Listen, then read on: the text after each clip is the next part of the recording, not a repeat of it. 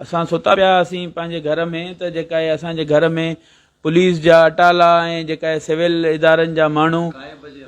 राति जो 3 बजे जेको आहे मुंहिंजे घर जा दर भञी मुंहिंजे घर में जेको आहे माना दाख़िल थी करे मुंहिंजे नंढड़े भाउ खे खणी विया आहिनि जेको लॉ जो स्टूडेंट आहे ऐं मां उन्हनि खे चयुमि मां आहियां जसकम चेयरमैन सुनान कुरैशी मां आहियां जेको आहे त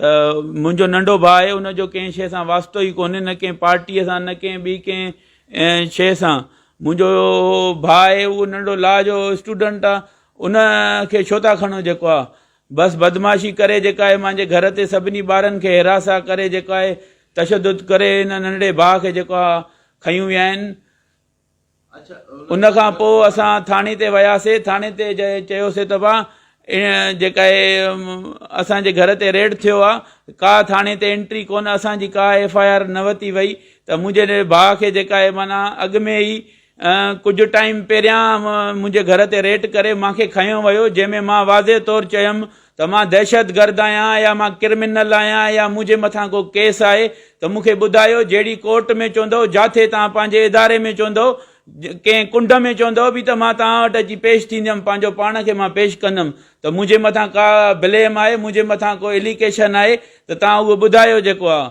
पोइ बि जेका आहे माना मुंहिंजे मथां अहिड़ी का शयूं जॾहिं हिननि जूं का शयूं साबित न थियूं त उन खां पोइ जेको आहे असांजे मथां केस हलाइनि था पिया उन खां पोइ वरी हाणे हे ॿीहर अची मुंहिंजे घर ते रेड करे मुंहिंजे मासूम भाउ खे खणी विया आहिनि अगरि उनखे कुझु उनखे का बि तकलीफ़ आई अगरि उनखे कुझु बि थियो त उन जा ज़िम्मेदार जेका हितां जी गवर्नमेंट हूंदी पीपुल्स पार्टीअ जे दौर में मुंहिंजे बाबा खे शहीद कयो हुया पीपुल्स पार्टी ईअं न सोचे त ईअं असां सां सदाईं ज़ुल्म कंदी ऐं असां ईअं उन्हनि खे हलणु ॾींदासीं हाणे कुझु बि कोन थींदो हाणे पीपुल्स पार्टीअ जी रस्ता रोक कंदासीं इन्हनि जे हिक हिक जेका आहे MNA MPA जा थुकूं भुजा आणी करे क़ौमी कारकुननि खे मां चवां थो हिननि जे घरनि ते टंगनि त कीअं हिननि असांजी सिंध जी धरती खपाई आहे कीअं हुननि जी मालकी ऐं वारसी कयो उथो जागो हिननि बेरिया टाउन जहिड़े नाले में हिकिड़ो नाम नियाद जेका आहे मलक रियाज़ जे सां गॾु जेका आहे आसिफ ज़रदारी जेको आहे हीउ सभु कुझु कराए थो जेको मतिलबु असां क़ौमी कारकुननि खे चुप कराइणु चाहे थो हीउ सभु कुझु आसिफ ज़रदारी आहे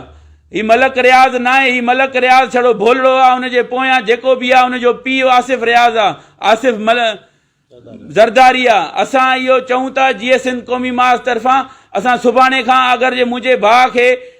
4-5 कलाकनि जे अंदरि न छॾियो वियो त सॼी सिंध में असां पीपुल्स पार्टी